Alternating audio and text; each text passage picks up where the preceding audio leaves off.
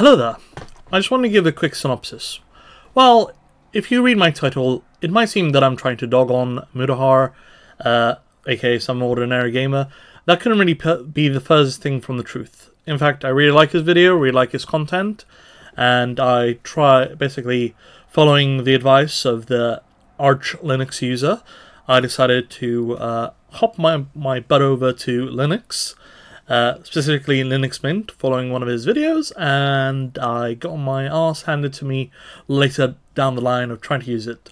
So this video is supposed to be mainly just an entertaining video and also an educational one, trying to show you where a non-Linux person who doesn't have any real experience with using the operating system might have had extreme difficulties and also the challenges that were faced along there, while also trying to explain why I had to change later down the line because of the operating system's quirks.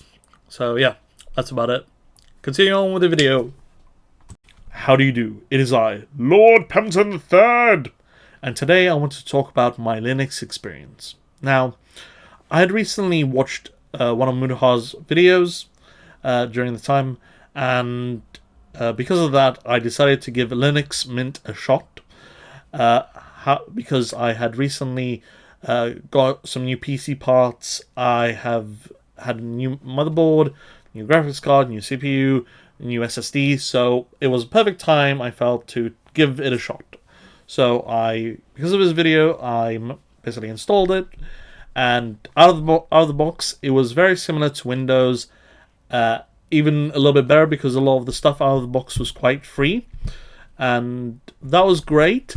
However, down the line, I would like to say 2 to 3 months down the line, a lot of the issues started to make it much more difficult to keep using Linux Mint, and eventually, because of those issues, I had to go back to using Windows.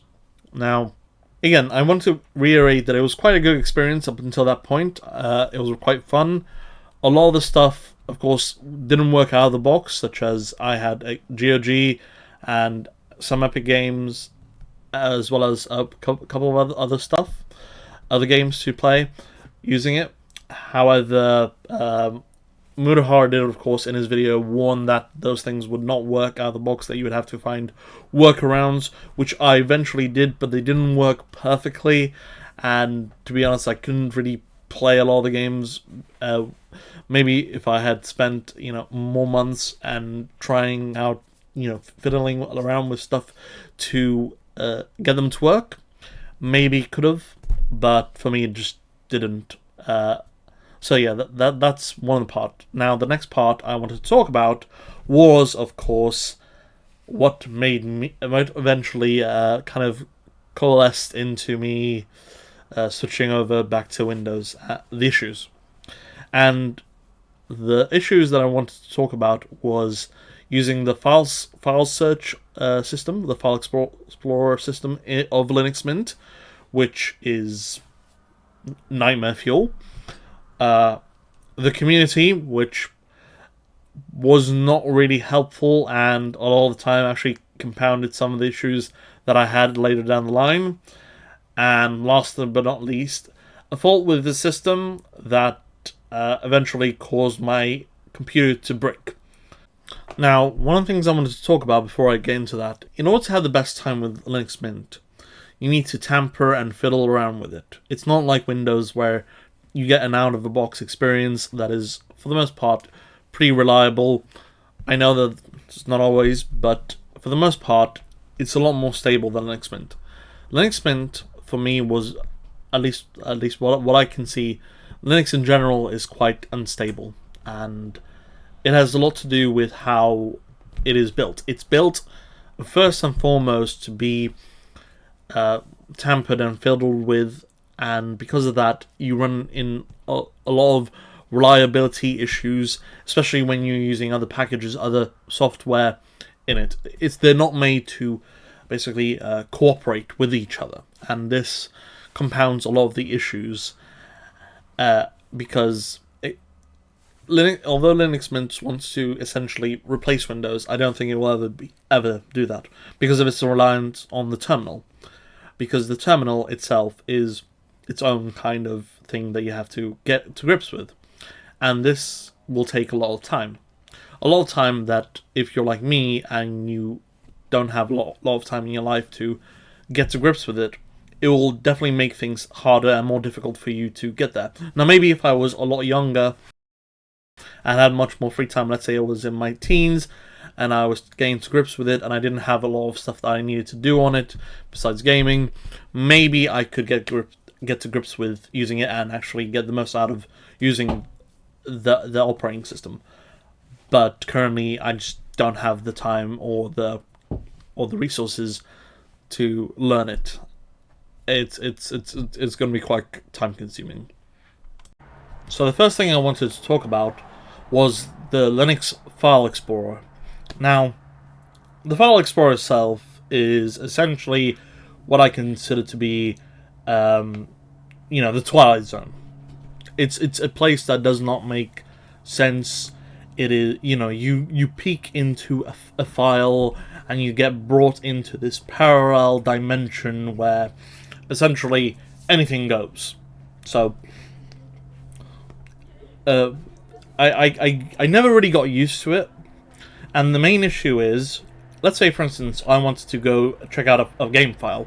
Let's say I downloaded some files off of GOG, Good Old Games, and I basically had it on a file. I click into it onto the file, and on Windows you would expect that to basically show me all the files that have click on the subdirectory and show me the file that has all the games or the files that I downloaded in that file, in that subdirectory. That's not how it works with the Linux Mint File Explorer. How it works is you click on it, alright, and then after that it takes you to a separate subdirectory.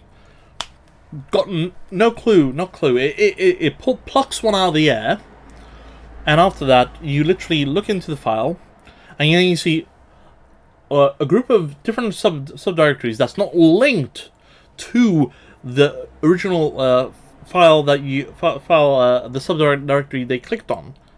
And after that, it has not only the same file that you clicked on in it, but if, let's say for instance, if both of them have the game that you downloaded on it, the file that you downloaded on it, you can delete one from one file, and it will be the same application that you deleted would be still on the primary one in the primary file that you clicked on.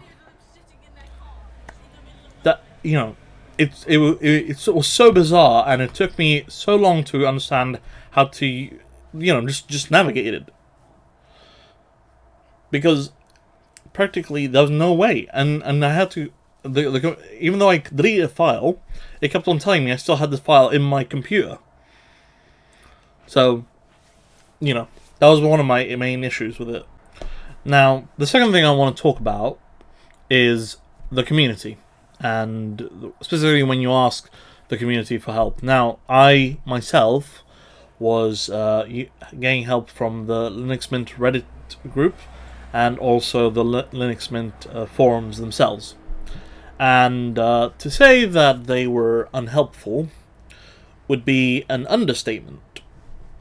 And but essentially, I was trying to get help with my issue, but they kept on giving me either advice that made it worse. This one being the causation of breaking my computer, or alternatively, they would just say, well, skill issue, get better. That was essentially the two replies I got. So, there's a lot of people on the Linux Mint forums that say they will help you, but my experience is don't seek help. Some of those people are quite malicious and know what they're doing, and they can just get a kick out of it. So now you might be thinking, well, you should be able to easily verify if that is if what they're saying is actually going to be helpful. And to that I say no, because I'm not a whiz at computing. I'm someone who has a good understanding of how computers work. I have no clue about coding or anything like that, and with the terminal, I'm pretty much useless unless I use something like ChatGPT to help me fill in the blanks, which it did help, but eventually became a lot worse. And me trying to verify whether the codes from ChatGPT were the right ones to use, well, I got the reply, so of course it is. Try it out. It will probably help. That was essentially what I got, and thanks to that, essentially, they led to me bricking my computer. So that was fun. So now I'm going to be talking about the final straw that broke the camel's back, which starts off with a compatibility issue with one of my software, and this was Molvad VPN. Now I downloaded it, and I have an AMD graphics card which I need to use Vulkan in order to play certain games, including Total War Warhammer 3, which I really like. Big Warhammer guy, if you can't tell already. And from there, essentially what happened was the VPN blocked updates to not only to the I believe the kernel and also the GPU itself. Now these updates that I needed to get Vulkan for essentially left my kernel being a different version to my GPU. I believe it was. I think it was something along those lines. This happened a while ago, so my memory is a bit foggy from it. But essentially, I think it was. I think the GPU and the kernel themselves were two different versions, and one needed the other one to be verified. Now, I tried everything to do updates and go through it, and I was trying to get help from the ChatGPT to help me out with the bug fixes.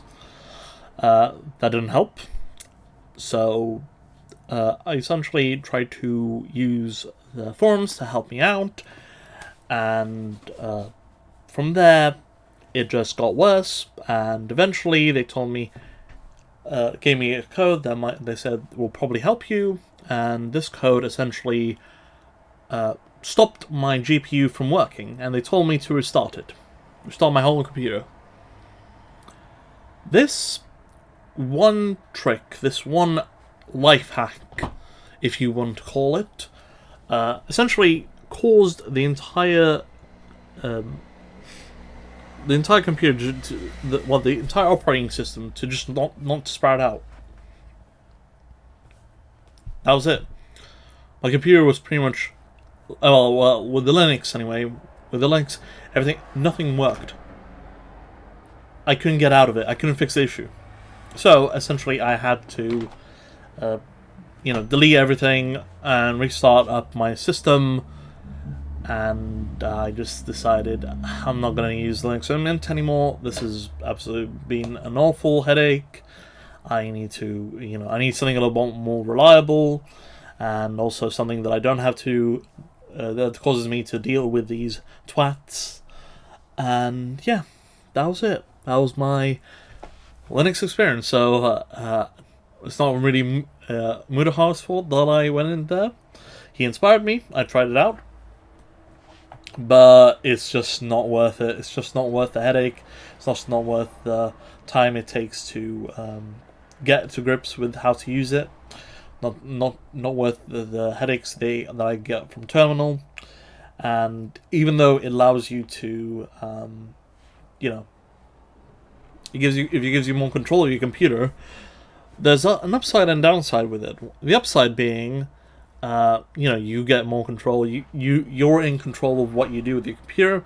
The bad side is, it allows you complete freedom to make all kinds of mistake, and if you get advice from people online, it's not always going to be the best thing. And well, in my case, I learned a very good lesson from it, and all I can say is that Linux, is it's good. I'll not say anything bad about it. That it is a good operating system, but it's made for a crowd that are more computer that have more knowledge on computing, and who are better at developing stuff and can actually get to grips and understand how the system works. It's not something that I feel like you can get out of the box experience and be happy with, because eventually down the line you will have to start using other software, other programs, and you're gonna have to tamper and fiddle with the computer in order to essentially fix issues.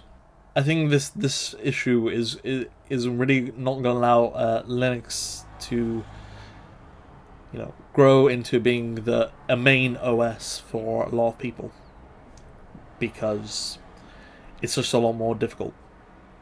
Say what you want about Windows, the best thing about Windows is I can just turn it on and use it. And any headaches that I have, there's a lot more resources to use. There's a lot more help you can get. It's not an enthusiast computer. It's something that's supposed to be for business. It's reliable, and you already have things to use. You don't have to go and scour for majority of bug fixes. Yeah, that's just my little rant. Again, I really like Muruha. I really like his videos.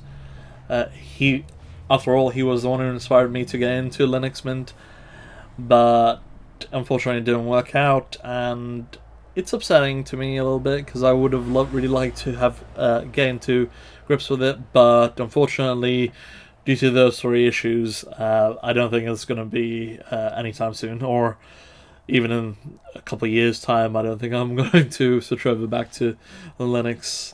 Unfortunately, I think that's where my journey trying it ends.